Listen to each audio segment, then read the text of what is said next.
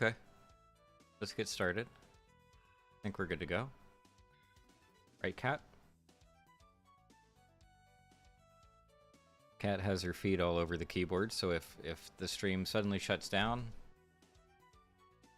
I'll blame it on her kicking the keyboard. Anyway, how are things going? Welcome to the stream. Thanks for coming by, or thanks for watching the archive version later on. That's just as good. And yes, at some point today, we will talk about the likely longevity of stop-motion animation, how it's being used today, how its use has changed over the years, how it'll probably change in the next couple of years. All that stuff we'll get into. But I don't like to jump right into it. Just like to hang out for a bit. And I was happy to see, before I even got started here, I saw that Gil, a stream regular, was up early this morning, at least in my time zone, and adding some comments to the mix, which I appreciate. I'm gonna run through those just to start things off, because yeah, I do think they're pretty relevant to the whole talk here. But Gil says a number of okay, so Gil says, as long as someone wants to invest in it, as good as Oni looks, it cannot replace the stop motion style. Oni Thunder God's Tale is the thumbnail for this particular stream, and to my understanding, Oni was hybrid, so it was partially actual stop motion and then partially CG, and I can't even tell which parts are which, because to me it looks seamlessly like stop motion, except for maybe the mouths. Character mouths, I think, look very fluid, and you don't see like lines around the mouths or anything for different parts. Anyway, Gil also says Leica is already using CG. Yeah, Leica is one of the biggest stop motion studios around, so see. But you know what else? Sorry, I'll finish this first. Mikros used stop motion in The Little Prince. I love Little Prince, by the way. I don't talk about that movie too much. That was really good. I did not expect it to be a great movie, but I liked it a whole lot. And Gil, the last comment here is, it seems to be a mixed media tool for now. If we're talking about hybrid stuff there, of using both CG and stop motion, I think that's an interesting direction forward, but we're going to see where things go, for sure. And I also have some things to share about, like, how we perceive the release of stop motion movies, especially from, like, 2005 onward. What we could consider sort of the modern age of animated movies. There's a different perception. I'll get into that too, if I remember. But Christian's back. Welcome back, Christian. Thank you so much for being here. Christian says, stop motion will last in the public eye more as a cult form of animation, because its popularity in the mainstream is dwindling. Even its cousin, cell animation, is more popular, and that hasn't been used in a while for similar reasons to stop motion. It takes too much time. I think it's more popular for two reasons. One, nostalgia, and two, to feel more personal, which is weird, especially reason number two. I think there's more coming, but we'll get to it. But yeah, so let's break this down. As a cult form of animation, yeah, I think we could easily say that currently stop motion animation is in that realm. It's in that category, right? Of, it's immediately more obscure. It is well outside of the mainstream, and that isn't to do necessarily with the relative popularity of stop motion movies. Obviously, there have been some insanely popular stop motion movies, but just in terms of the fact that the vast majority of contemporary studios in Hollywood or otherwise are using CG, that it's just been the norm since the early 2000s, for roughly 20 years by now. So yeah, it has the cult status guaranteed right from the start. We just have to kind of accept that. Whether that's a bad thing, I mean, I certainly don't think so. But yeah, that does tie into the way that these movies are seen within the animation community, I think, right now. I'll definitely be talking more about that. And okay, so Christian completed here. Especially more is a gimmick more than anything else. It'll always have its fans, always does. Yeah, and that's like another angle from which we can look at this. Is like if we're talking about, the title of this stream in particular is it's very pointed. It's pretty specific. It's just like how long will these kinds of movies actually survive? How long will they just flat out exist? And I mean, so far, if we go way back into the history of like big Hollywood movies and all that, since the 20s, 30s, whatever, stop motion has already been around for a very long time. It's been relatively popular or well known at least since the Ray Harryhausen age, right? Which is what was that like 40s, 50s? Ray Harryhausen. Do you think it's a German name? When was he doing his work? Well, he was born. I'm guessing it would be 40s and 50s. Then he was doing stuff, and then of course way into the 70s as well. So if we use that as a kind of signpost for how long stop motion has just been a big component of filmmaking, it's been quite a while. So looking ahead, just flat out survival. It just for just stop motion being around at all. Oh yeah, I could see it continuing for an incredibly long time. We could even say that like it would be the sort of thing where it does kind of die off in not only general popularity but also cult status. It could still die off technically for a little while, but there would no doubt be someone coming along later and going, oh, I want to capitalize on the fact that they don't make these kinds of movies anymore, and then promote the heck out of their movie via that angle of like, oh, we're returning to this old specific look that has its dedicated fan base. 100% a thing. That's happened with specific subgenres of movies. That has happened with subgenres of music. It's even happened with specific filmmaking aspects like practical effects. Practical special effects were the norm up until like the 90s into the early 2000s. And now you have plenty of people really promoting their work on the fact that, oh, we're not doing everything in CGI. We're really getting down and dirty with actual real world special effects. There have been whole movies promoted off the back of that kind of thing. The Star Wars sequel trilogy, starting out with the J.J. Abrams one there. Well, the first one, I guess. That was a big part of the marketing for that movie too. They were really, you could tell they were trying to like soothe the fans. They were like, hey, we know how you felt about the prequels and some of the effects and the characters there. Don't worry, we're returning to practical effects. We have a lot of puppets, we have a lot of models and things that we're using. So anyway, I think there's a clear parallel there, or a potential parallel with how stop motion animation is treated. Someone could easily bring it back even if it does die off, and I just don't see it dying off. That's my short answer to the big question today. I really don't seeing it dying off definitively. But yeah, obviously the other part of the talk is just its status and how things have changed over the last couple of decades. Toots is here also. Ola, welcome back, Toots. It's been a while. How's it going?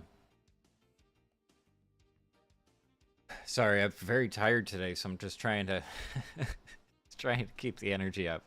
But how's it been going? Have you been doing anything, watching anything, or playing anything fun recently? And by the way, Toots, sorry, I'm messing with camera settings now. How's that? Ooh, very warm. I also got a PS5 recently. I don't know if you heard my long story last week. But yeah, I kind of splurged. I was not expecting to get a PS5, like this console generation. I just didn't think it would happen, but I got it, and I've been using it. It's been a lot of fun. Toot says a lot of practical effects can be seamlessly replaced with CGI, but squibs are absolutely not one of them. We need to bring back practical blood effects. Well, for one, I agree with you in general. Squibs or liquid stuff in general is really tough to pull off. Unless we're talking about water in a Pixar movie or something, they've got that mastered. They've had that mastered for a long time. But yeah, really localized liquid effects, I completely agree. I think it can be very hard to do that well, and it's not just like the animation of it and the modeling, but coloring and like translucency. There's so much stuff. There's so many things to be tweaked to make it look even halfway realistic. Um, so yeah, yeah, it would be fun. And I mean, I feel kind of confident that there have been a number of action movies in recent years where they specifically tried to do that, where they were specifically like real squibs, real stuff. Maybe they're working with Tom Savini or something, and again, use it for marketing and use it to promote like the authenticity of the movie or something like that. But yeah, tons of other stuff can be done incredibly well with CGI, and I hope that we're past the point where a lot of like animation nerds or film nerds, I hope we're past the point where we all got really mad about CGI being used at all, because there really isn't a reason for it at this point. We can get mad about VFX artists being treated poorly and like how many hours need to go into completing those effects by deadlines, but the usage of the effects themselves, yeah, like I would really hope we're all okay with that by now. It really is a great tool for tons of aspects of filmmaking, not just effects, but environments and all kinds of stuff. So anyway, Toot says, I'm good. I've been busy during your recent streams. I've been playing Jedi Survivor, and I'm about 90% finished. Well, the fact that you're 90% of the way through anyway sounds like a good sign, right? Like, it sounds like you've been enjoying it so far. Is that the case? I haven't played either of those games. Maybe I will if I get one through a subscription or something like that. I think maybe the EA subscription, which I have through Game Pass, maybe that has those Star Wars games inside. But I heard really good things about the sequel, yeah, so sounds pretty great. Dude says, congrats on getting the PS5. You can play Spider-Man 2 when it comes out, assuming you like that kind of game. Well, that's the thing. I don't actually know yet. I don't think I've played any Spider-Man games in my life. I didn't play the PS2 ones. I didn't play the PS3 ones. So I have no idea. Might love it, might hate it, but I think Miles Morales, at least, is included in the PlayStation subscription thing, so I can try that out, see how that goes. I don't think that was everyone's favorite, but at least it'll give me a taste, I guess, of the style of gameplay and the web slinging and all that kind of stuff. But yeah, there's a lot of hype for the new Spider-Man game, and I'll be brutally honest for a little bit. Part of why I bought it at all is because I liked Final Fantasy. I think I talked about that in an older stream, but I really liked the Final Fantasy VII remake, and all of a sudden, the idea of waiting 2 or 3 years after release to play it on PC was not an idea I was into. So I was like, okay, that one, I kind of want to try Final Fantasy 16. We'll see. Also, Ratchet and Clank is fantastic. I really like that game. I have it on Steam, but it plays really well on PS5. So there were different reasons, but unfortunately, one of those reasons was Final Fantasy. But it's exciting. Yeah, it's exciting. I really shouldn't have this many consoles, but it is exciting that I'm now allowed to be excited about exclusive stuff, you know? Like, I'm not left out. Terrible reason to buy something, but it is a pretty good feeling. Sorry, I've had nothing going on the screen. Everybody's probably so bored of looking at the visuals here. I was just, right before starting up the stream, I was like, what's some stop motion stuff that I really like? Or more recent ones especially. But yeah, I didn't get very far. I only pulled up a few of them. Isle of Dogs, definitely more recent. Kind of shocked me that it's on Disney Plus, by the way, but then I remembered it's Fox. Disney owns Fox. Disney is Fox, so there you go. Missing Link is one that I was super late to, by the way. It doesn't even feel like something that was released in 2019 to me. Like, it just... I don't think I heard a word about that movie before release. I had no idea that it was coming out. Just didn't happen. And it was years after it released that I actually watched the thing. So there's stuff like that. It's not every single stop motion movie that feels like a big giant event. Unlike Del Toro's Pinocchio movie from the end of last year, I think it was, where that had a huge amount of promotion behind it. I mean, it's a Del Toro movie to begin with, so you could kind of bet on that. But otherwise, like, it's clear that Netflix wanted that to be an Oscar movie. I don't think it won, as far as I remember, but either way, it was Oscar baity in its nature, you know. So anyway, sometimes it feels like a big event, and they really focus on the fact that it's a stop motion movie coming out. It's not just a regular animated movie. And then other times, either the budget isn't there for the marketing, or I don't know. They're maybe not as confident in how it's going to perform. And something else I want to look up here is box office. Let's see. I also want to look up. Probably didn't need to put in movie. I think that's specific enough. Let's see. Let's see what we get. Oh my. Okay. Okay. I feel like I'm shocked every time we wander on to Box Office Mojo and start looking at numbers. I think I'm consistently shocked by what I see. This made no money. I mean, relative to the world of movies, and now I need to know the budget. I need to know the budget. Oh my.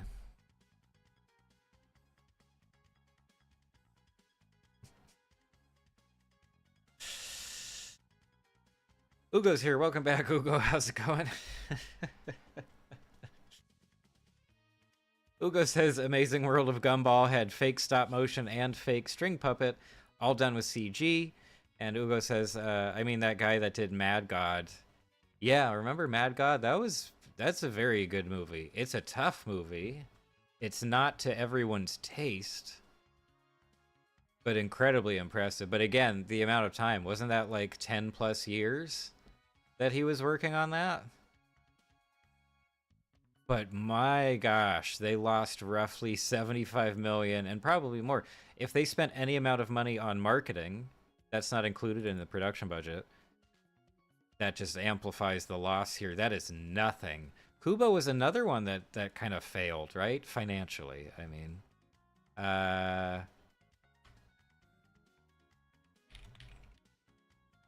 Oops. What do you got for me? Yeah, I mean, not great. Okay, it says the budget was 60, so that was a relatively lean production. Okay, so probably lost money if you factor in marketing, but then again, I don't think there was a big marketing push for that movie. I think it kind of flew under the radar, except for people like us who tend to pay attention to this stuff. Toot says, just watched a video on the making of the Disney movie Black Hole, and the creativity behind the practical effects was inspiring. It's amazing what people could come up with before CGI. I agree. I agree. And while I still really value CGI overall and its use in filmmaking, as we talked about earlier, no, I totally get that, and I agree. Black Hole's a weird one too. Like, nobody knows that movie. That's like even less popular than the original Tron, and Tron is talking about an effects movie. Ooh, lots of CG in that one. I'll tell you that much. But yeah, and to your point of like showcasing what people could come up with before they had CG solutions. Yeah, that's a good thing to highlight too. Is just the idea of like necessity is the mother of invention, right? That whole deal. That idea of if we're not forced to do something creative and different, then we probably won't. So if it's a really tough situation and we just need to come up with something that works and we have enough budget to do it, then the results can be outstanding. I mean, that's a huge part of the original Star Wars trilogy and a number of other classic like genre films that needed a lot of effects. We talked about Harryhausen earlier. I love seeing his stuff in movies, even when it doesn't feel like it completely fits. And a number of other things. A lot of horror movies for sure. A lot of Tom Savini projects, of course. Just creative. Like, what can we manage with the amount of money we have and the resources we have? So yeah, I do think it spurs creativity to a certain degree when the resources are limited, right? Ugo says, like a studio has said many times, they don't make much money on the movie. but they keep making more stop motion anyway. Yeah, I mean, they seem to. I thought they were gone. I feel like it was a recent stream where I was saying like, oh, I could have sworn they shut down. They did not shut down. They're around. They might even be hiring right now if anybody's interested. Ugo also says Leica are getting better on making movies and faster with each movie. Now they're on like number 6 or 7. Is it? Also, was Coraline Leica, or was that a different studio? Was that their first movie, or am I mixing them up with some other studio? Okay, so Missing Link lost a huge amount of money. Kubo might have done all right. Maybe they made a bunch of money back on like merchandise or something after the fact. Maybe everybody bought Blu-rays. I'm very curious about how Isle of Dogs performed, because Wes Anderson stuff in general doesn't tend to be incredible, but it makes a decent amount of money. Okay. Wow, very similar to the returns from Kubo and the Two Strings. And budget, we don't know. I'll have to check that too, I guess. Toot says, also, I've always felt that 80s movie violence was more viscerally scary than all but the best CGI. Even when you could clearly tell that it was fake, the sense of physicality made it feel authentic. Yeah, I mean, we're on the same page about a lot of stuff too, so I tend to agree with a lot of the thoughts. But yeah, for this one in particular, I guess it would come down to immersion, of course, but also just like the physical sense of what you're seeing on screen, because something that so many people have talked about in regards to early CG effects in particular, as opposed to like full CG movies, is that there's a sense of separation, right, between the film shot stuff, the live action stuff, and the effect itself, where it really does kind of feel like the effect is sitting on top of a piece of paper or something like that. There's such a clear distinction about the nature of how those two things look that it doesn't, it's the opposite of seamless. It is full of seams. It is seam full when that kind of thing happens. Seamful and sinful. And it just has to be top-notch stuff. Like you said, it has to be perfectly integrated, specifically if it's an effect on a person or something like that, instead of a giant world-ending disaster kind of thing. Yeah, it has to be the best to feel real and to feel more impactful, you know, for the audience. Yeah, that makes sense. That makes sense for sure. However, I also just kind of feel like naturally we're heading towards the point where CG is advanced enough, where it's much more common for the CG effects to feel just as natural and impactful. But maybe that's, I don't know, maybe that's relying too much on Moore's Law or something like that. Anyway, and Ugo clarifies that, yes, that was their first movie. Okay, so like I've started there. It's weird. Back when, you know, when I first saw that movie growing up, and then we'll look up stats on that too, why not? Whoops, not Caroline. Uh-oh. Need some more coffee. Coraline. See what we get. But anyway, I was going to say that just when I was growing up, that's when the movie came out. I forget what grade I was in, but I was probably a teenager at the time or close to it. And it felt really exciting. Obviously, I love the movie. It's kind of a classic to me. But seeing Leica's logo in the front, just they felt like an institution. It felt like they were already this huge name in animation just because this movie was so darn good. So it's kind of funny to me to hear now that it was that was their debut. It wasn't Henry Selick's debut, of course. He directed, you know, The Nightmare Before Christmas, which some of you guys might have heard of already, and very weird short films before that. He was doing some crazy stuff. Dude says, CG often looks too smooth and dry to me, even when it's very detailed. Practical effects can effectively convey wetness and roughness with way less effort than CGI. And I love me some wet puppets in horror movies. Oh, sure, Cronenberg stuff. There's tons of that. That movie Society, that has some very nice wet puppets. Um, I should rewatch some Cronenberg stuff. I really liked his adaptation of Naked Lunch, which I don't think is a movie that people like. I don't think it's very well regarded in the annals of Cronenberg's filmography and everything. Um. Anyway, sorry. Oh, that was adjusting my mic. I don't want to do that. I want to change the headphones. That's much better. Anyway, it sure looks like Coraline made some money, depending on marketing budget, of course. That's always the wild card we kind of have to account for here. But either way, yeah, it's successful. That is successful box office, especially for the time. Today, this would probably be considered a failure, regardless of budget. But it did just fine. Yeah, that's not too surprising to me. It really did feel like a big deal when it was first released.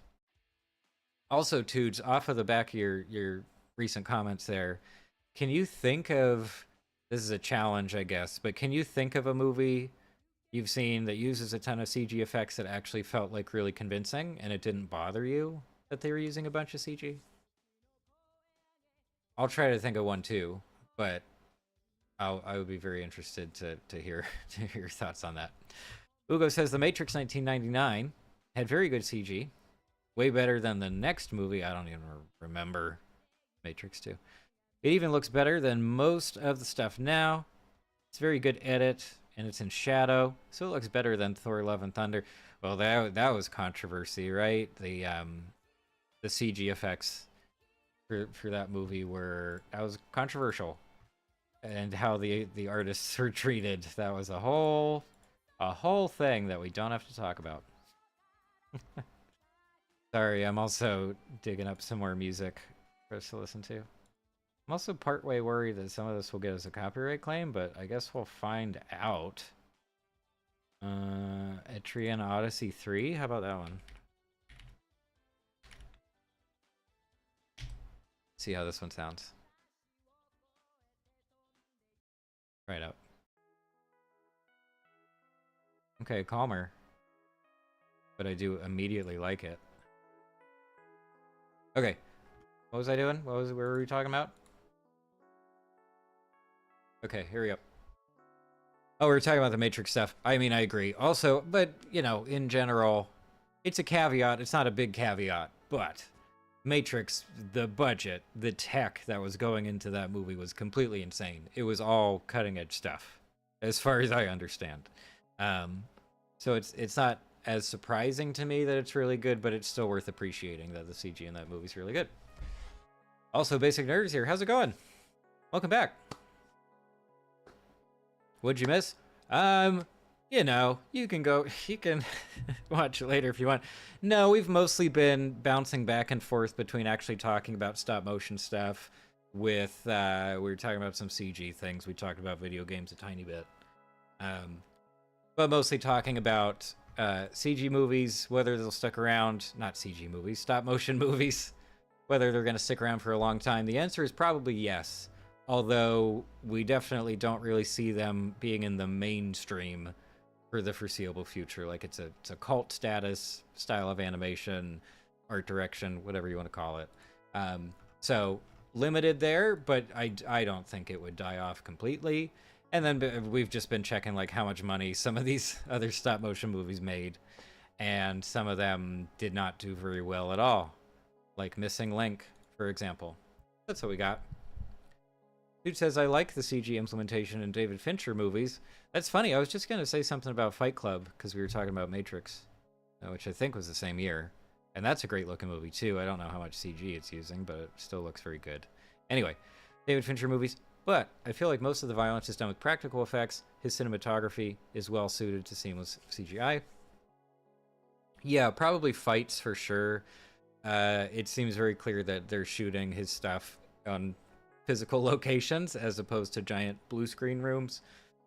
So there's that side of it as well. But that makes sense too, in general, right? Like if the focus of the scene is on a fight or something like that, what do I look like a German boy, which is not completely inaccurate, but I'm not a big fan of it. Anyway, but yeah, that's where the focus of the scene is, on a big fight or of the violent portion of the frame. It makes sense to have that at least be as convincing as possible. Um, Ugo says it took it looks that each movie of Leica's has a budget of about 60 million, with each about 110 million dollars gross. They make the movie back and some to keep making the movie. If it was a bigger studio, it may have closed down. Yes, no, that makes sense. I mean, like we were saying with this other movie, it would have been a failure today, maybe, or seen as very mediocre. But I have a hunch that they were very happy with their returns on this one. I don't know, based on a weird like YA book from Neil Gaiman. You know, although then again, we just at some point we have to check out. It's too loud now. At some point we have to check out how the yeah, I did turn that down. Nightmare Before Christmas. Anyway, yeah, if it's a relatively lean operation over there at Leica, and they don't need every movie to take off and explode and be a giant success, awesome. That's great news. And yeah, it would mean they can just keep making movies, and so far they have. Before I click the link, does anybody want to guess what the... No Googling. No. If you've already checked it, don't tell me. But what is your guess for the worldwide gross for Nightmare Before Christmas? Are we thinking, not even talking about budget, just how much money did it make at the box office? Is it 100 million? Is it 200 million?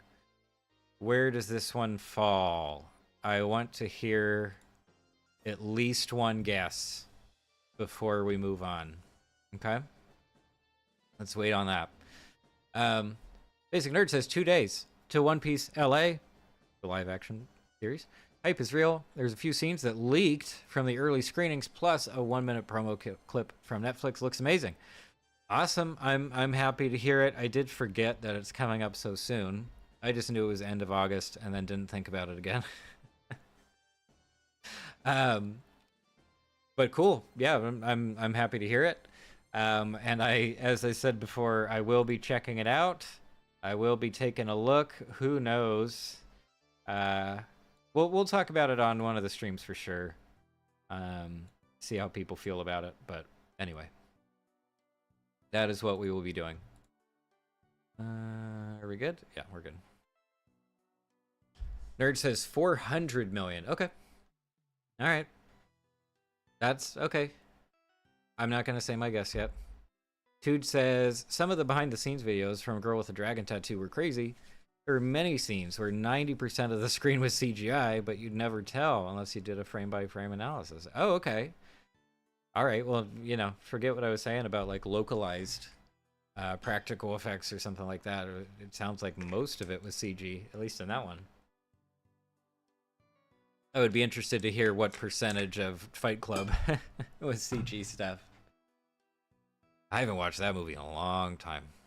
It's been a long time. Also, Tude's guess is 100 million.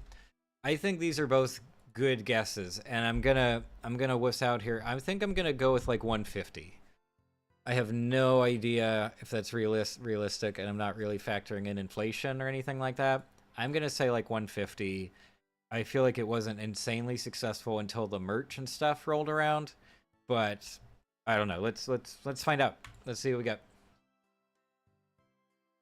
Oh, okay. All right, Tudes wins. Tudes is closest. Yeah, I would not have guessed less than 100 million. That's just like, I mean, I guess that reveals something about this one, right? It reveals the fact that it has become a giant success after release. It was not the theatrical release that really returned on this one, especially in terms of the international box office. That's very bad numbers these days. Everything is about the international returns. At 13 mil.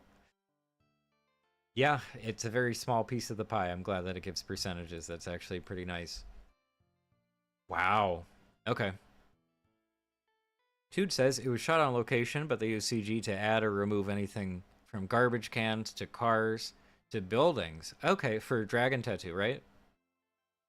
Yeah, I know that's a very common aspect of contemporary CG work is not necessarily effects, but like removing stuff from the background, right? I don't know if we should call it CG or just effects work, but either way, removing stuff from the background that would be distracting or doesn't fit and that they couldn't control, at the time of shooting. Or aging down uh locations, like if you want to make it look like a retro location from the 70s or something. I think it can be helpful for that. But yeah, that's something I talked about with The Lighthouse.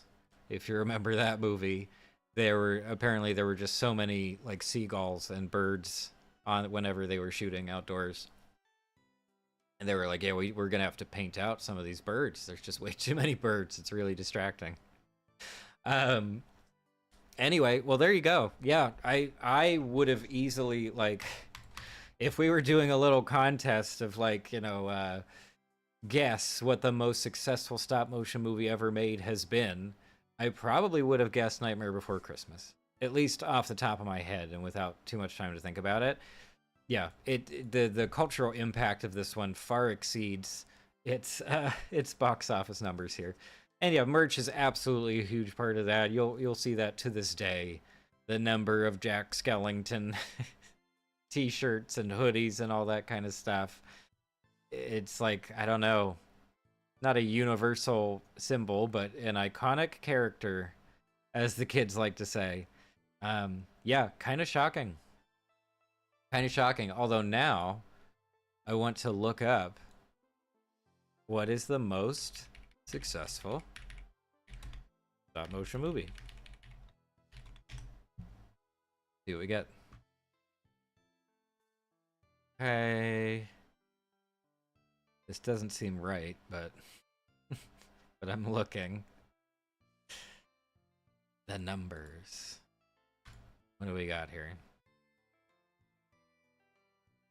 Okay. All right, I'll bring it back. What do you think? Tude says The Last of Us filmed in my city, and I saw a bunch of the sets. They look shabbier than you would expect in person. Never got to see Pedro Pascal, though. Frowny face.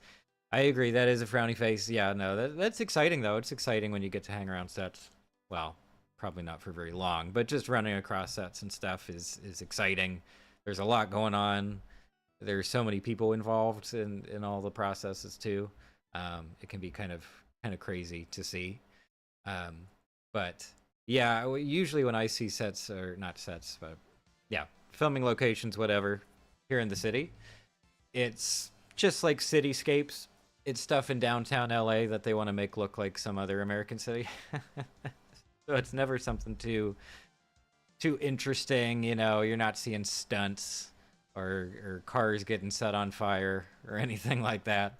But it is neat. It's neat to see for sure. And here we go. We have some results. And it would seem, at first glance, that Aardman Animation, the legends behind Wallace and Gromit and a whole bunch of other stuff, who also switched to CG at one point, have the crown here. They have the money here. They made it. They won. Chicken Run, which was their first movie with DreamWorks, I think, right? And one of the earliest DreamWorks movies in general. We had the Wallace and Gromit movie, which I thought I had heard that really underperformed, I guess domestically. It didn't do that well over here. And then Pirates is actually great. That's one that I completely missed when it was first being released. And it's a fantastic movie. I don't want to oversell it. It's not incredible, but it's very, very good and very well written, I thought. So there you go. Basic Nerd says, no joke, in my culinary class, after we did our safety test to see if we're ready for the kitchen, we watched Ratatouille. Ironic. I mean, hey, let's not discriminate too much. Remy washed his hands. Remy showed us again and again, even before he was in the French kitchen, before he was at Cousteau's as an official employee.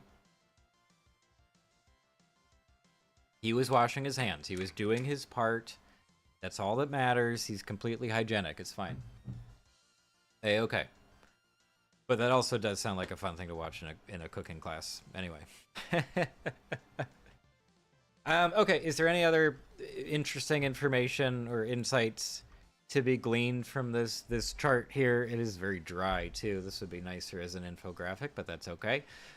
Corpse Bride is not one that I think about a lot in terms of stop motion movies or really successful stop motion movies.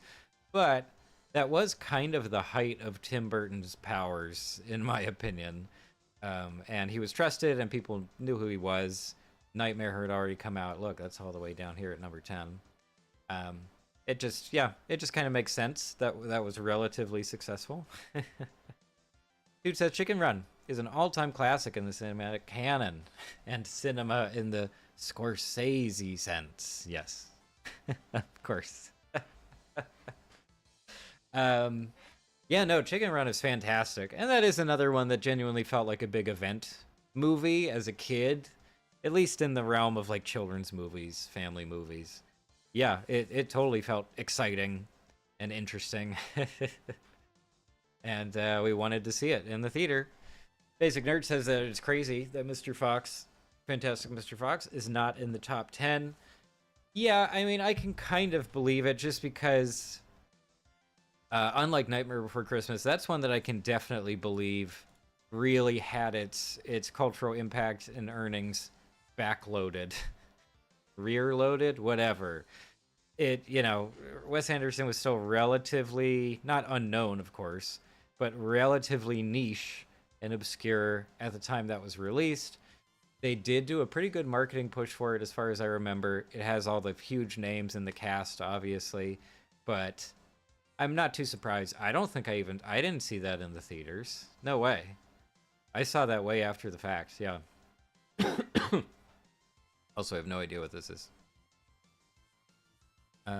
Toot says, what did you think of Paranorman and Frankenweenie? I've been meaning to see both of them since they came out. I will say Paranorman's probably the better movie by a good long ways, in my view. Paranorman is actually pretty good. It's a sympathetic lead character. You are sort of rooting for him the whole time.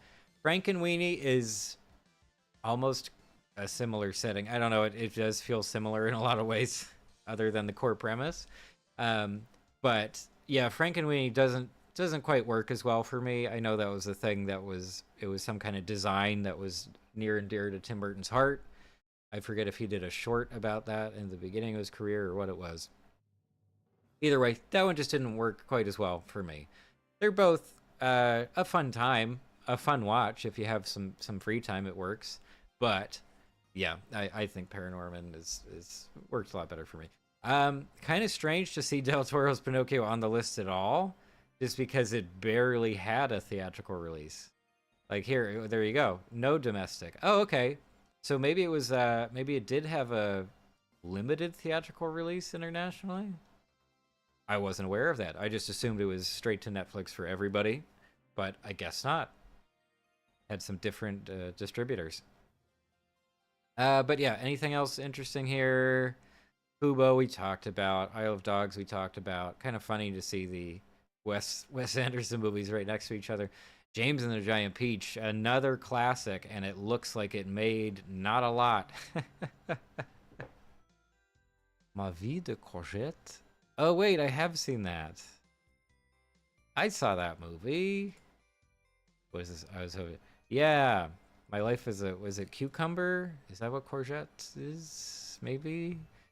Yeah, Anomalisa, Niche, Marcel. That's disappointing that it really did. I don't think it had a wide release though. Decent marketing, but yeah. Mary and Max, but an indie, so that kind of tracks. That makes sense. Town Called Panic, one I would have forgotten about to mention here, but a fantastic movie, obviously. Yeah. Anyway. Tude says, I feel like if mid-budget movies get more popular, we'll see more stop motion. Yeah, I mean, that's a broader point. I feel like this is something I've talked about before, but it was probably a long time ago. But just the idea of smaller bets for larger movie studios, because while studios like Illumination are doing cheap, low budget movies across the board and they just take off and they're very successful, a lot of the bigger studios, even if we're just talking about Disney and Pixar, they bet big and they do a handful of feature projects that get a budget of 250 or $300 million, which is right in line with the budgets of, blockbuster Marvel movies and all that stuff. So it is technically possible for some of those bigger studios to be like, okay, 50 million is the budget for each movie, and now we can make a whole bunch of different movies, and maybe they'll take off. Maybe one will make all that money back on its own. So that would be an interesting idea. We're definitely not at the point in time where that has become popular for the big studios. It just applies to smaller studios, indie productions that don't have a huge budget to begin with. Like they only have as much money as they have. Those are naturally movies that are like less than 60 million, Yeah, makes perfect sense. And Toots also says, is Isle of Dogs supposed to be a play on words? I love dogs. I just thought about that recently and felt really stupid for not noticing it earlier. I've never considered that, so I'm right there with you, I guess. But I love dogs. Okay, yeah, I guess you could say this is sort of a strange way to look at it, but maybe it's what they had in mind. If a Japanese person, it's a movie set in Japan, of course, it's a tribute to a lot of Japanese filmmakers. If someone in Japan said it and they had like a heavy accent speaking the English words, phonetically, it might actually sound like I love dogs. Yeah. No, I hadn't thought of that at all. Yeah. That's pretty funny. Nerd says, about the One Piece live action, kind of about stop motion or non-CGI, the little snail phones are practical and not CGI. I'm very happy to hear about that. Yeah, we talked a little bit, was it last week or the week before? But yeah, we talked about the decisions being made for that show and what they are choosing to do with CGI and what they're going with real sets or practical effects. Yeah, the snail phones makes perfect sense to me. I also kind of want one. I kind of want like a model of a figure of a snail phone, whatever it is. I love the snail phones from One Piece. I also think it's just fun to have something cartoony in the real world. It's just kind of neat to me. The design feels out of place in a good way.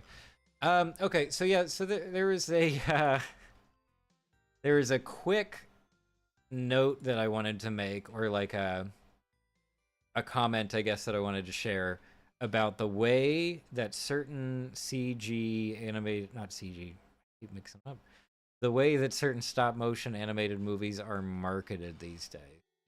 And it has a lot to do with, I'll go through this kind of quickly, but it has a lot to do with like the fact that it is so niche or relatively niche, and that it has this group of animation fans who are specifically really into stop motion, and they're gonna go and pay to see the movie no matter what. There's this sort of interesting tone that some of the marketing for those movies strikes. Isle of Dogs, it absolutely applies to that. It absolutely applies to the marketing for Del Toro's Pinocchio and behind the scenes material for that movie. It kind of feels like this tone of, look how hard we worked on this, please be nice. Like it, and that feeling also gets perpetuated by animation fans. Do you know what I'm talking about? Sometimes it can feel like everybody wants to go out of their way to be really positive about a stop motion movie, especially one that's been promoted like that, because you don't want to make the team feel bad. You don't they spent 5, 10, 32 years, making this thing, and it took so long, and they've had nothing, their lives have been just consumed by this project. I don't know. That's the sense I get sometimes from some of that promotional stuff. And it's a little bit strange. I totally understand why it is a thing. I think it's a perfectly decent marketing angle to use. But at the same time, it just feels a bit like You don't have to say that. Like, it'll probably be fine. It'll probably be well received. I don't know. But maybe that's just a personal thing. Maybe other people wouldn't interpret it that way. Breaker. There's something else here. I don't like this music anymore.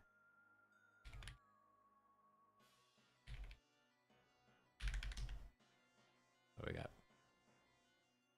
Breaker. Get it this way. How about this? No. Okay, this is the full soundtrack. Let's try this out. All right, levels are okay. It's fine. All right, sorry. Let me get caught up on chat here. I was. Oh, that's a nice little. Ah, it's a great poster or whatever it is. Okay. Tood says I had another comment asking if you think mid-budget movies will make a comeback as a result of the current state of blockbusters this summer, especially. I think the comment bot didn't like it. Oh, yeah, I don't. We don't understand the machinations of the comment bot. We just kind of roll with it. But thank you for letting me know. Well, you know, as I was just talking about, I would personally. The words are just flowing easy today. I would personally really like to see that. I would really like to see specifically large studios breaking up their budgets and saying, okay, look, or maybe we'll just do one really expensive movie in a year. And outside of that, we'll have this extra program, this sort of bonus thing where people have the chance to pitch stuff, smaller scale stuff that won't cost quite as much to make. Maybe they don't want that because they don't want to lower the standards of quality for those movies. Like if it just costs $150-200 million to make a Pixar movie that looks state of the art, that's what it costs. You know, like maybe there just aren't ways to execute that where it would still look good for 50 million.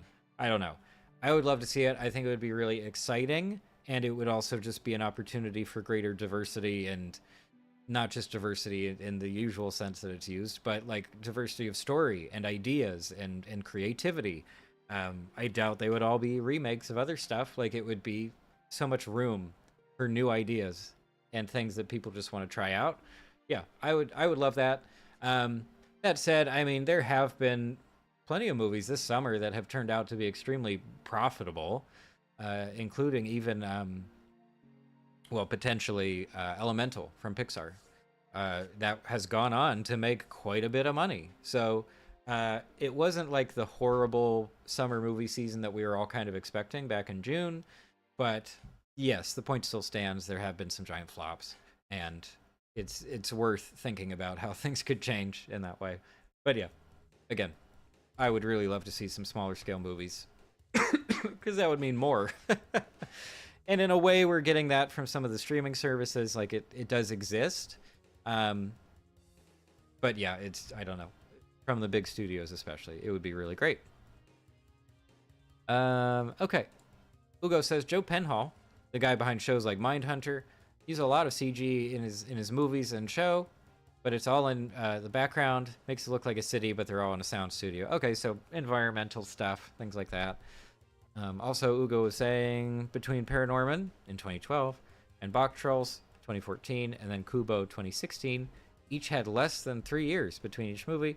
So they're getting good at making their movies. Yeah, I think we're talking about Leica still, right? I believe those are all Leica movies. But yeah, less than 3 years for a feature-length film. That's no small feat, as we all know from those behind-the-scenes featurettes. So they're doing something right. Yeah, something about their armatures and models, or their staffing and shooting schedules. I don't know. But yeah, less than 3 years for a feature is really, really good for stop motion. That's very impressive. What else do I have here? Toot says, apparently I'm not the first person who independently made the I Love Dogs connection. There's so many Reddit posts and tweets about it that journalists wrote articles about. Okay, so people did have that realization, I guess. Except for me and you. we didn't get there. Sorry, tweaking the camera a little bit. Whoop. Oh. Whoa. Nope. Nope, I don't want that. 60 would be good. 60 would be great. But yeah, no, I think it works. Yeah, now I'm always going to think about that when I hear that title, which is probably the point. And I don't, I'm not surprised at all that that's for a Wes Anderson movie. Seems like the kind of thing they would come up with. These are some great screens. What a great looking show. If I hadn't made it clear already, I considered including Oni in the that last video I posted about the Netflix stuff because this is one of the things I watched on Netflix. It was just too good. Like, it was too good for me to squeeze it into a big video about a bunch of other shows and movies. It was way too much to talk about. So I didn't. I might in the future. But it's just fantastic. Yeah, I was really shocked at the level of quality, I guess. Why does this one stay low res? What happened here? Everything else is working just fine, right? Yeah, these get the proper resolution. Okay, where am I now? Nerd says, One Piece does seem the best for live action compared to stuff like Dragon Ball or Cowboy Bebop, both of which failed as live action. They did. Because of its fantastic elements. Okay. I could see that. Yeah, you also don't have to deal with, like, flight so much as compared to DBZ. And, of course, Cowboy Bebop. You have all that sci-fi stuff going on. But, yeah. No, yeah, makes sense to me. And Nerd also said here, for a long time, Lord of the Rings was believed to be impossible, much like One Piece. Yeah, that's not a bad comparison to draw, and I think especially into in the run-up to the release of the Lord of the Rings movies, Fellowship specifically, I do think there was plenty of skepticism, almost definitely from existing fans of the series, of the franchise, but the ultimate success of all of the effects in that movie, of course, it comes so much down to, for one thing, the amount of money getting pumped into it, but also the studios, Weta, right? I think Weta worked on that. If not the CG, they definitely did some practical stuff for it, I think. And I believe Peter Jackson since bought Weta, or maybe New Line did. Either way, they're fantastic. And again, yeah, I mean, like with the Matrix, I'm not trying to mitigate the accomplishment. I'm not trying to talk down the fact that, you know, like, effects are impressive just because they had a lot of money behind it. No, they're still incredibly impressive. There should still be a lot of appreciation for how those movies turned out and how those effects turned out. But at the same time, part of me is just like, well, yeah, there's a better chance of having really incredible CG or effects or even stop motion stuff if you have a ton of money. Like, it just tracks, you know. Those two things line up just fine. Oh, got some LinkedIn accounts here. Maybe I've scrolled too far. Yeah, Oni was really good though. That was great. That was really fun. Kind of long too. I don't know how long that one took to make, but it must have been quite a while. Quite a bit of effort. Tude says the blockbuster season was not a total flop, but it feels like the failure of Mission Impossible and Fast X were harbingers of things to come. Well, and maybe it's a situation where the relative failure of those movies in particular is not a harbinger of, like, the death of the summer blockbuster in general, but more specifically, like, incredibly overgrown franchises. You know? Like, both Mission Impossible and Fast and Furious have been around a very long time. And especially in recent years, or, you know, the last, 10 to 15 years, the release pace has been pretty consistent, if not straight up fast. So maybe that's more of a sign of just people are not into that stuff anymore. Like, these franchises just can't support themselves for all of time. They can't release as many sequels as they want, and it'll always be hunky-dory. I don't know. Um, but yeah, certainly for the short term here, that's more of what I'm taking away from that, as opposed to that all the blockbusters were going to do bad and that blockbusters just don't happen at the theater anymore. That is probably the general direction of things, but I don't think it's a crash and burn scenario like some people have kind of made it out to be. There's certain internet figures in particular who really like to dramatize things and be like, call it, the summer blockbuster is officially dead, Hollywood is burning to the ground. And I never really I never really get on board with that stuff. It's usually a little more subtle than that. But yeah, so plenty of the summer movies have been performing just fine. Although, of course, winter, holiday time is really the big movie time, as far as I know, and has been for years now. So it could also just be a migration. And yes, will movie theaters continue to see less and less business as time goes on? Probably. Yeah, that's the general direction of things, but I don't think it's something that will complete in the next year or two. I don't think all of the movie theaters are going to shut down right away. Anyway, sorry, your comment just brought up some other tangential stuff that I've been thinking about recently. But there we go.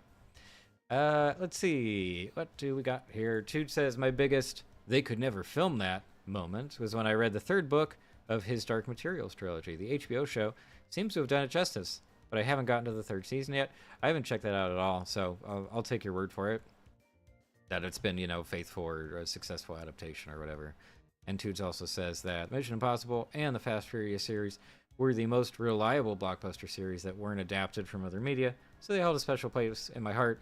I can totally understand that, and we could also see it from the angle of, now the camera temperature is way too warm. We could also see it from the angle of, this is just, those were very important series at a specific historical moment in time. Fast and Furious in particular feels so much like the end of the early 2000s and the early 2010s to me. Those were just the most, in a way, reliable big blockbuster movies. And even though I was never a huge fan of Fast and Furious, there is a certain comfort and familiarity in knowing that they're making yet another one and that it's going to be even more impressively goofy than the previous one. So I totally understand that. Just as franchises, they occupy a specific place in time. And maybe that's part of it. That moment in time has gone. It's just their time to step off, It's their time to wander off the stage into the empty rows of seats. Something like that. Nerd says, started reading Naruto thanks to my school media center. Oh, nice. They just have that stuff for you? Yeah, libraries are really good for reading manga kind of stuff. I'm on volume 4. I like it, but I can't see the hype yet. I'll get it to volume 8. Okay. Yeah. I've never read any Naruto, I think. I don't think I've read any of the big shonen manga. I don't read much manga in general. But yeah, typically anime adaptations, that's what I sink a lot of time into. I probably mentioned before, but yeah, I also tried to get into Jujutsu Kaisen recently, and it didn't quite work, but maybe I should give it a little bit more time. I don't know. We'll see about that. Tude says, I also finally got to see a Nola movie in 70mm IMAX this weekend. Back when Tenet came out, my city didn't have an IMAX film projector. Oh, that sucks. IMAX is great. It's great when it's great. When I was growing up, the only IMAX theater in town was at the Science Center. It was at the Carnegie Science Center in Pittsburgh.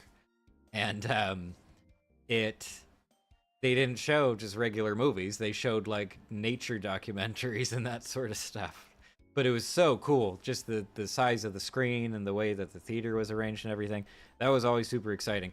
But in general, talking about the 70mm stuff, for anybody who doesn't know, 70mm is a really large film format, and it requires a massive screen to actually project live from a film reel. very exciting. If you're into movies and stuff, you really should try to see 70 millimeter whenever you get the opportunity. It's also technically a higher image fidelity than 35 millimeter film, and definitely more than like 16 or 8 millimeter film. I've only seen a couple of things in 70 millimeter. I saw Lawrence of Arabia for the first time in 70 millimeter over at the Egyptian Theater. Fantastic. I sat as close to the screen as possible, and it was just like all consuming, you know? You were just completely in the movie, and that's a long movie. I saw that, and I saw Roma. I was so happy that I got to see Roma, the Quaron movie, in 70 millimeter, also at the Egyptian. An actual film print. It wasn't like digital projection. And yeah, really great, really exciting and fun. So yeah, if you get the chance to do that kind of thing, you probably should, as long as the film print is of a decent quality. I think so. Ugo says, I think it's just a market saturation. There are too many movies. There are no small movies like in the 90s. The mid-level movies where they're like 40 to 70 millimeter, those can't go to movie theaters anymore. Just in terms of like they might not have the budget for a big theatrical release. I could see that. Or if they get snatched up by a streaming service first, right? If they're talking to distributors and a streaming service we'll pay you a bunch of money and you don't have to worry about box office, I could see plenty of indie filmmakers going with that instead. You know, it's more reliable, less risky, that kind of thing. And streaming services want those kinds of deals. They want that stuff all the time. They want to be able to say, this is exclusive to our platform. You can't have it. And, oh, sorry, Ugo clarified here. Naruto doesn't get good until Naruto Shippuden, which is after the tournament arc. I'm lost, but that's for nerds, so you can follow up on that.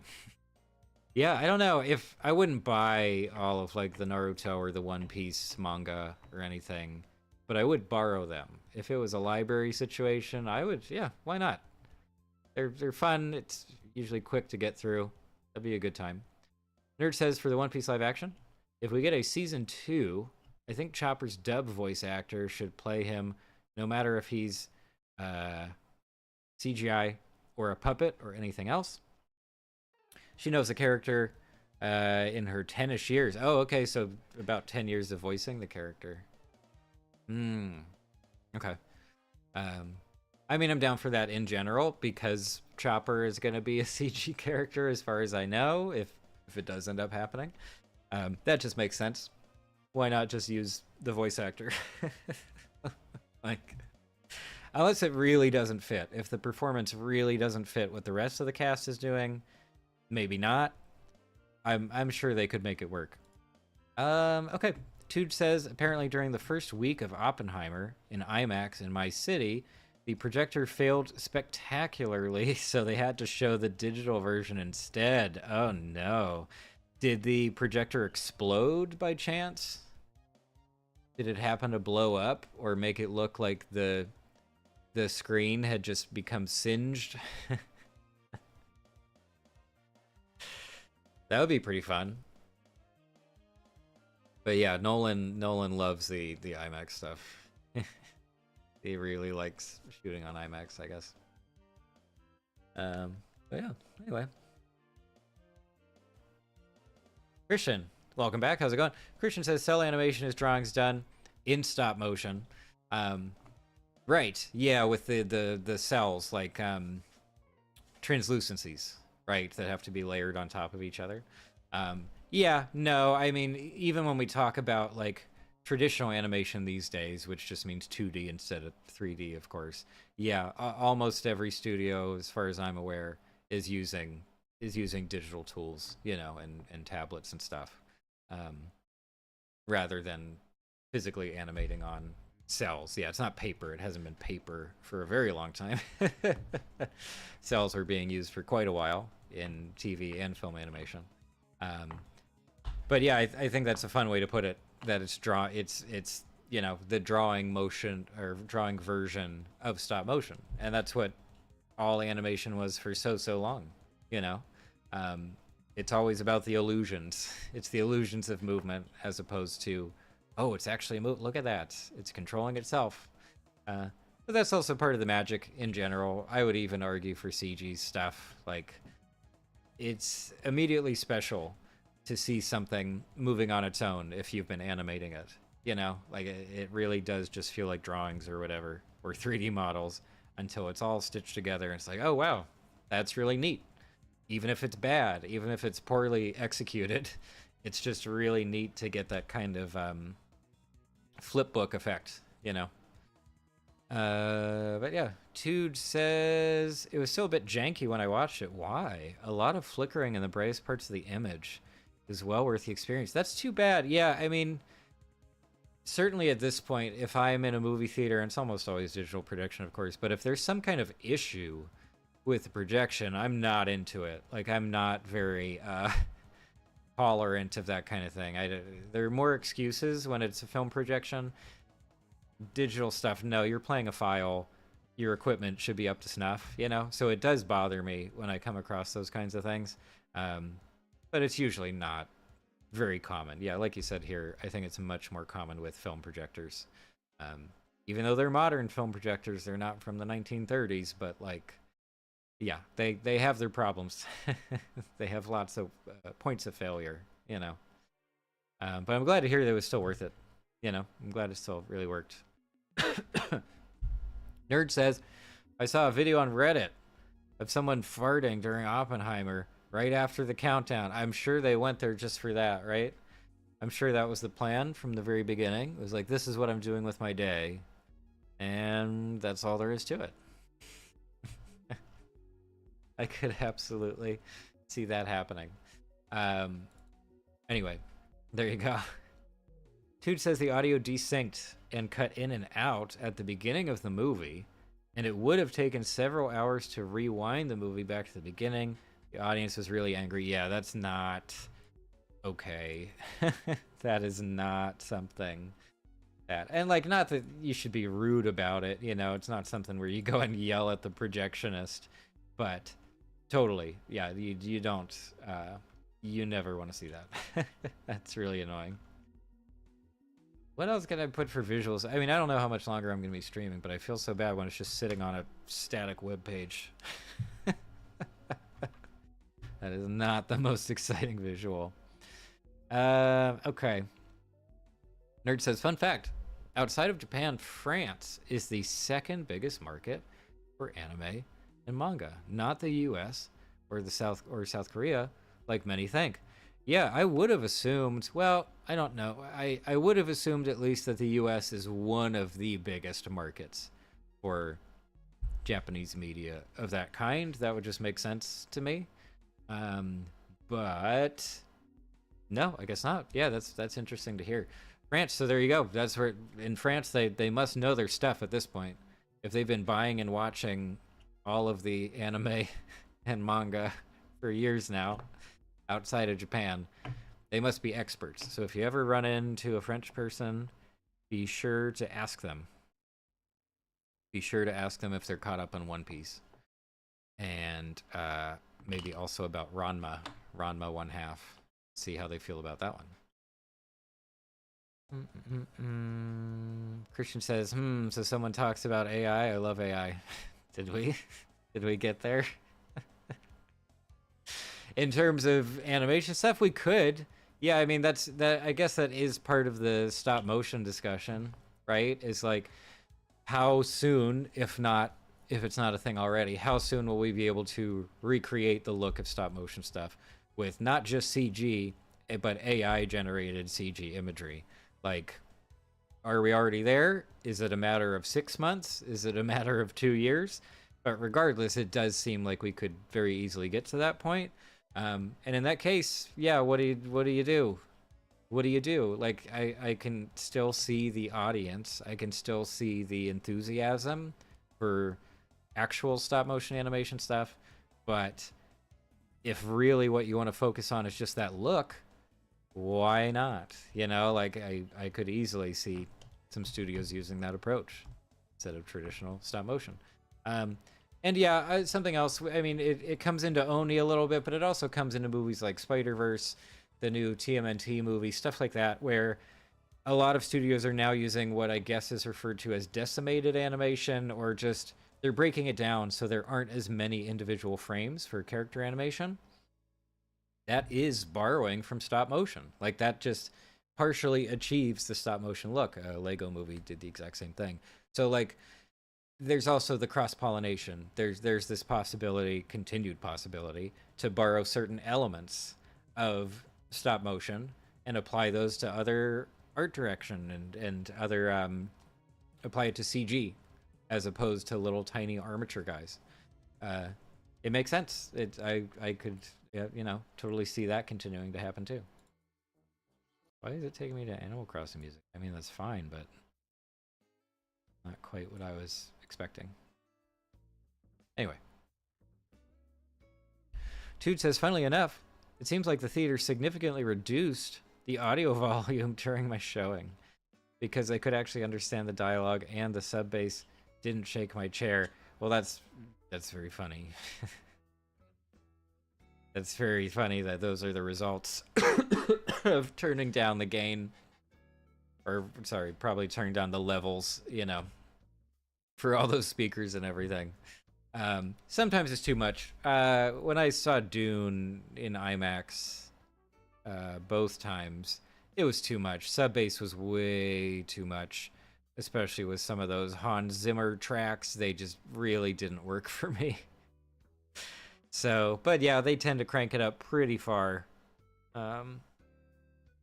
So yeah, it may be nice for a change of pace. I don't know. I feel like I would be disappointed with that in IMAX. I would want the loudest sound just so I could feel like I got my money's worth, I guess. We'll see. Toot says, I saw several reviewers complain about unintelligible dialogue and overdone sub-bass effects. Yeah, and usually what we're talking about there, other than frequencies, of course, is we're talking about dynamic range. So if you play music and stuff, you've probably heard the term, or you know the idea of just like music is typically more exciting when there's a variety. It's not just the same level the whole time, but when there's dynamic range, when it's loud in some parts, soft in other parts, and it moves fluidly between the two. The same thing applies to the execution of movie mixing and mastering for all the sound, the score music, dialogue, effects, all that stuff. And most movies, especially really big movies with huge budgets and big names behind them, tend to favor crazy wide dynamic range. They want it to be incredibly loud during the loud moments, and they want it to be incredibly quiet during the quiet moments. And unfortunately, for one thing, that can be a bad experience in the theater, but it's definitely a bad experience at home. When you're watching a movie at home, you almost definitely don't have the same speaker setup as a theater, and so it's not quite designed for the home viewing experience. So it really bothers me when you have dialogue, especially, that's way too quiet, and you're just sitting there nursing the volume knob or something. Like, I need to be able to hear everything, and I don't want my eardrums blown out by the loud scenes. Very frustrating. So I get why it's a thing, and I get why it's the norm. But it is a problem for other viewing environments. All that stuff. Ugo says, Marvel Secret Invasion intro was all AI. Okay.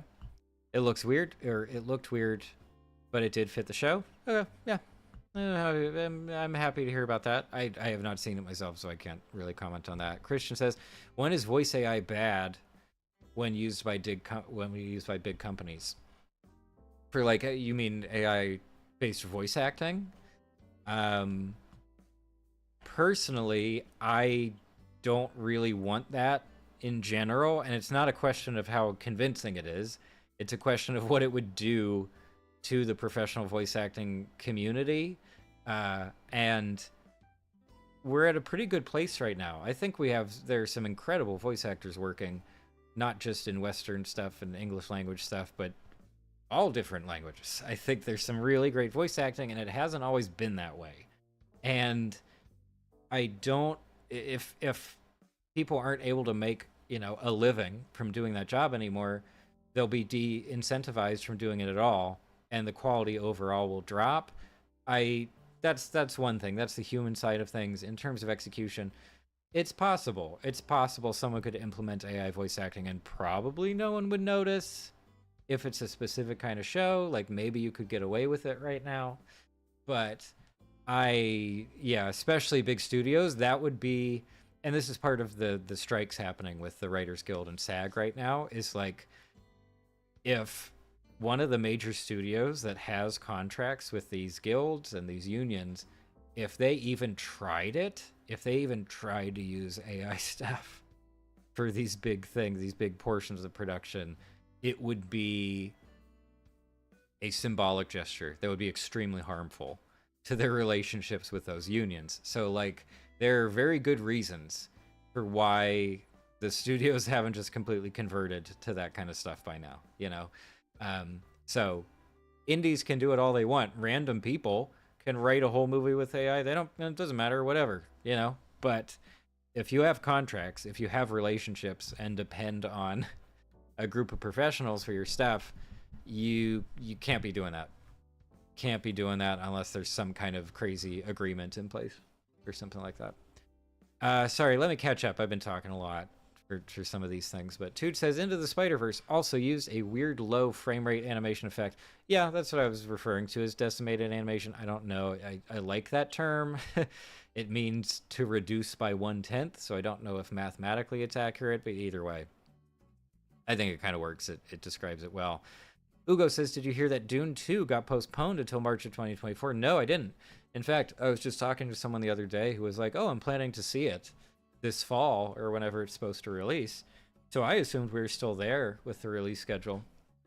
But yeah, I'm not terribly surprised, and maybe that is specific to effects or something. I would assume it's in post-production at the very least by this point. So kind of a bummer, but at the same time, you know, like with video game delays too, it's just like, okay, yeah, like if you need that amount of time to finish it, go right ahead. If it's a strategic thing at the studio level, I'm not into that kind of delay. But if it's just because they need more time, of course. Like, I don't want them to release a movie that was not ready to release, you know? It just doesn't make sense to me. Yeah. Dude says, I had the same criticisms with Interstellar, and especially Tenet, but Oppenheimer was almost perfect in terms of audio levels. Oh, okay, well, I'm glad to hear that, despite, you know, the comments and stuff, despite some of the weirdness how they were showing the movie. But yeah. Okay, what else do we have here? Ugo says Christopher Walken is 80. I can't wait to see him in Dune 2. He's great in Severance. I didn't see Severance, so I can't speak to that. And I did not know he was going to be in Dune 2, unless you're joking. Is this a funny joke that you're telling? I could see it being a joke. Christian says, Dune and Star Wars make me fall asleep. Oh no. I like stuff like Coraline and Paranorman. Horror is amazing in stop motion. I agree. I agree about the horror stuff, definitely. Dune and Star Wars do not make me fall asleep unless I want them to. If I want to fall asleep, you know, while Dune is playing on the TV, I'm okay with that. But I get that. Yeah, it's just a preference thing. And yeah, using stop motion specifically for horror stuff or horror adjacent, you know, great opportunity. And that's partially because it doesn't look natural, right? Like part of it does, especially with the character designs for Coraline, part of it does just look like little dolls that have come to life, which is sort of inherently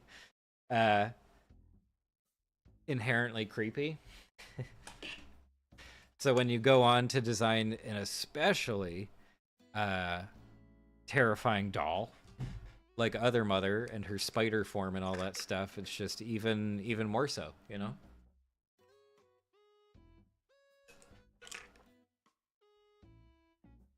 Also, should we switch to cat cam briefly?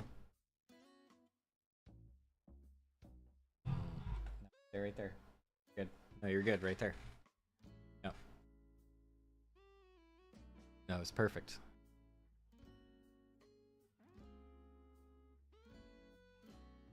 Yes. it's okay. It's all right. You can say, I guess you're just saying hello. Okay. Okay, what do we got? Ugo says the movie is ready. The studio is afraid that the movie will lose money for Dune 2. And they want the actors to promote the movie. Oh, so it is kind of a studio level, like, strategic decision. Oh, I'm a little split on that. Anyway, actors want the actors to promote the movie, which they can't right now due to the strike. Oh, and Christopher Walken is to play the Emperor. I haven't heard any news about the movie really. I was aware it was coming out relatively soon, and that was about it. And now it's not coming out relatively soon. Very interesting. And yeah, I mean, it does make sense from the angle of the press junkets and everything. Like, those are contractual obligations on the parts of the actors, right? Like, and I don't mean that in the sense of like, oh, despite the strike, they should do it anyway. I just mean that every big studio movie wants that. They need their leads out there on the talk shows and doing smaller interviews and talking to websites and stuff and going to cons. That's just a requirement at this point, and it can really drive social media promotion of projects. And especially when you've got people like Zendaya and Timothée Chalamet, who are both people that general audiences really seem to like, and younger audiences really seem to like in particular. Makes sense. It makes sense that you want to. That's part of why you're paying for them to be in the movie. You know that they have that kind of power when it comes time to do all the interviews and to do red carpet stuff and all that sort of thing. So I get it. It makes sense to me, but also a little disappointing that that is the reasoning as opposed to, we needed to work on the movie some more. I guess they could, if they really wanted to, they could continue to work on the movie and, I don't know, do some crazy edits at the last minute, something like that. But we'll see. Tood says, have you seen anybody talking about the movie studio tree cutting incident IRL? It feels like that would be a story that would gain traction in LA. Well, for one thing, I don't tend to check a lot of local news stuff or news in general. I usually avoid it. Probably shouldn't, but I do want to see that because I want to know which studio it was and where it was in the city. Will I get it from tree cutting? Oh. The city of Los Angeles has fined Universal Studios $250 for cutting back trees that were offering shade to picketing film and TV writers during this month's brutal heat wave. Strikers voiced suspicion that the pruning had been deliberately intended to stymie their picket line. That comes from The Independent, by the way, in the UK. But there was some local reporting from ABC, KTLA, talked about this a little bit. New York Post. So it's been a slew of different outlets have been getting onto this one. And no, I didn't see it. This was back in July. This was quite a while ago, so I totally missed this one. Thank you for mentioning it. But yeah, that's pretty wild. And yes, I agree. It is the kind of thing that especially gets talked about in LA because, everyone in the city knows exactly how hot it's been. And they know what it's like out there. But I will say this is not like me reporting. This is not some kind of confirmed thing that I want to share. But I will say when the WGA strike first started up, and when was that? Was that May? Was that June? Whenever it started up, I was going to... I go up to Burbank sometimes, and I always pass Warner Brothers, the giant Warner Brothers lot with which they're just expanding right now. It's right there, and yeah, you had very healthy picket lines, I think, outside of Warner Brothers for a good while, especially at the very beginning of the strike, and across a very large distance too, because it's not like there's one block and that's Warner Brothers and it's over. It really stretches on. So there was that, and the little bit of like the bad vibe that you got from that situation was not the picketers at all. Like, they were just doing their thing. They had their signs, some people had cameras, that sort of thing. But outside of that, the someone from the city of Burbank, the cops or whoever, had put up one of those like roadwork signs that has the dot matrix display, right? And that sign, which was up for a long time, it might still be there, I don't know, basically said, hey, we're going to fine you if you honk your horn too much, because this is a movie studio and you're also just not allowed to honk your horn too much by law. And of course, that was because people supporting the strike would honk their horns. This is, it's a basic thing. It's a convention. So I saw that, and I honked the horn a bunch. And the funny part to me is, like, there's no one there to enforce it. It's, I didn't get the sense they were waiting in the bushes and waiting to arrest people who honk their horn a bunch. This was just like potentially an intimidation thing. It was them going, yeah, we make a lot of money from this movie studio being here. As a municipality, Burbank is going to be supporting the movie studio. So it was very strange. That's how I interpreted the events anyway.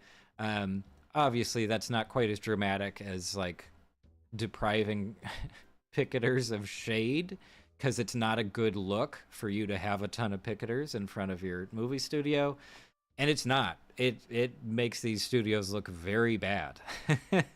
And that's important to note, too, because so many of the people in town, especially in Burbank and places like that, are other industry people. These are other people working in movies. And yeah, you don't want that impression. You don't want to give off this impression of, oh, hey, look, here are the hundreds of people who are really, really mad at us right now. And who say we're not paying them enough money. Anyway, rambling, but there you go. That's what we got. Let me catch up here real quick, and then I might start to wrap up soon. I'm losing my voice a little bit, and I have some other things I'll be working on, but either way, let me catch up real quick. Ugo says, it's like Blue Beetle. None of the actors were able to promote the movie, and it's just a good movie. Yeah, strike stuff, right, can't do the press junkets. Yeah, I heard that one did very poorly. I haven't checked that. I haven't seen numbers for that or anything. But I've heard it didn't do super well. Okay, Toot says the $250 fine was absurdly low. Yeah, I mean, that's the kicker to the whole thing. It's pretty insulting, although I assume it's just based in whatever local law, But it was the highest fine they could charge for a first-time infraction. Well, there you go. Okay. Everybody in my online circles was talking about it, but none of my IRL acquaintances were. Yeah, that just comes down to who's in each community, I guess. But I understand that. I understand the frustration. That's part of why I do stuff here on the channel at all, is that I don't have a ton of people in real life who I talk to about animation stuff, or even video games, really. But yeah, anyway. Ugo says, the news networks are owned by big money, which also have ties to the big studios. So yes, they will not do news like this. I first heard from social media. Yeah, I mean, I did see a lot of reporting on it. I haven't read it all, so I don't know the slant that all these, outlets are taking. But yeah, whatever. Kind of whatever. It's very sad. In general, it's also just bad. It's bad optics. Even if it had nothing to do with the strike, and they just happened to do it, and that was scheduled for that day, and nobody told the tree trimming people to not do it, even if that was the case, they have to consider how it looks, and they didn't make a move there. And it didn't work out for them. So yeah, but I mean, obviously, I don't think I've met anyone who's against SAG and WGA in this situation. Every single person I know is on board with the strikes and seem to understand why the strikes are happening and why they're important. So, that makes me feel good. It's not like I feel I have to argue with people about it all the time. It's just kind of assumed, like, yeah, of course, these are the, we should be supporting them generally. Anyway, Toot says, you're under arrest for excessive honking. I wish. I guess I did see a good few cop cars around, but just patrolling. You know, it's not like they were camped outside of the studio gates like riot police or anything like that. So, it's a whole thing. But yeah, as far as I know, the strike is still going, right? Don't think they've concluded negotiations yet. So still quite an exciting time. I think it's an exciting time because I'm really hoping they'll be successful and that there will be new standards for residuals especially, and rules about AI usage and all that stuff. So we'll have to see where it goes. Anyway, Ugo says, Ugo has more more song lyrics, I assume. That yet again, I don't get the reference. That's a tradition for me. Tude says the tree trimming was absolutely not scheduled beforehand. Wow. They hadn't done it in 3 years. And no arborist would cut that many branches in the middle of summer. I like the analysis. This sounds like some good, you know, Reddit analysis after the fact where maybe people chimed in were like, yeah, that's not how things work this way. That's not what we do when we trim trees. But yeah, pretty funny. Also, that particular species of tree that I'm seeing in the photos, I forget the name. It's very lovely. It's definitely not the kind of thing where you have big, heavy hanging branches that are threatening the street or anything like that. You know what I mean? Like, it's really thick, sturdy branches, and you don't have leaves hanging down or anything like that. Even palm trees will shed, you know, and it's kind of a big deal and they can get in the way. I don't think that's the case with whatever these are called. Tude says there was a bunch of journalists who did research to debunk the studio claims. I'm glad. Yeah, it sounds like the studio denied everything. It sounds like they just said, no way, what are you talking about? We didn't do that. So yeah, I have no problem kind of seeing them as the as the bad guys in this case. But yeah, my gosh, I think we're done though. I think we're done. Or I have to be done. But as always, yeah, this has been a lot of fun. I've enjoyed talking about stop motion stuff and CG stuff and everything else. But yeah, this is one of the days where we actually did manage to talk about the main theme of the stream quite a bit, which feels good. I usually just get distracted, or you know, we talk about other stuff, but this was good. Awesome. Cool. All right. Well, usual wrap up stuff. Thank you so much to everybody who's been here live, and especially the folks in the chat. Super helpful and motivating and all those things. Also, it's just fun talking to you guys. I think we're all kind of on the same page in terms of a lot of different stuff. And thank you to anybody watching the archive version of the stream. Put up a video recently if you haven't seen it. I actually think it's pretty good. It's very long too, relative to my stuff. So that's something you can check out. In the meantime, have a good night as well, Tudes. Thank you so much for being here. And yeah, don't worry. The video pacing will be a little bit better now. I have other stuff that I'm working on and things that I could do relatively quickly. So that'll happen. Hopefully no more giant gaps between videos, but whatever. It's, you know, not like they're getting crazy numbers anyway. So it's just something I like to do. But yeah, we're good to go. Anything else? No, I don't think so. Watch Oni. Oni is fantastic. You really should. Even if you don't have a Netflix account, I promise that you can find it somewhere. Okay. Awesome. All right. That's all for now. Thanks for stopping by.